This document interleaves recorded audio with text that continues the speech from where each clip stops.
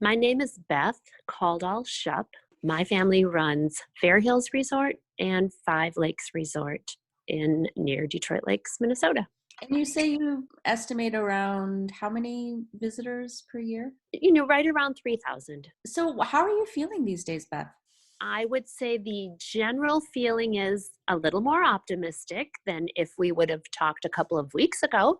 We are feeling like there's a light at the end of the tunnel, but a little scary health issue that keeps a little dark cloud over the top of it all. I think a lot of the Minnesota resorts are where you head up to your cabin, you have some time where your family or your friends, whoever you're going to the lake with, spend some quality time together, cooking meals, hiking, going fishing, doing the things that the resort has to offer that you like to do.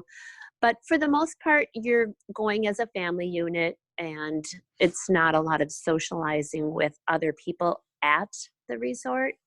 So it's very easy to be safe and in an amazing environment, getting away from the city, getting out and doing some forest bathing and lake bathing even. Beth, is a silver lining that folks who maybe were planning overseas vacations or international travel might be looking closer to home to recreate this summer? I have heard some of our other fellow resorters saying that they have had happen where they've had people that have made plans, alternate plans.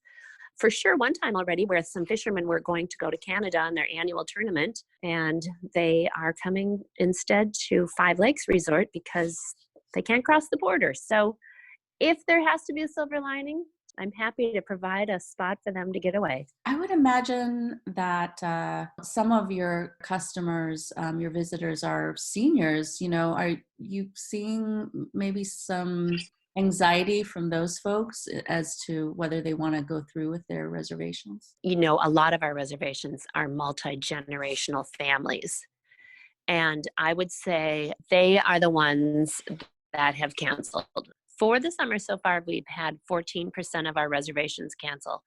Most of those were either people that had some health issues and they just don't want to take a chance to travel, or they are the multi-generation family that say they come to Fair Hills year after year and they say, we're going to skip this year just because we're concerned about mom and dad. They come from all over the United States and they just want to make sure that our grandpa and grandma, I should say, are in a safe place. Do you worry that your resort will survive? I think that I'm not worried that our resort will survive, but I am worried that it's going to be a very tight year.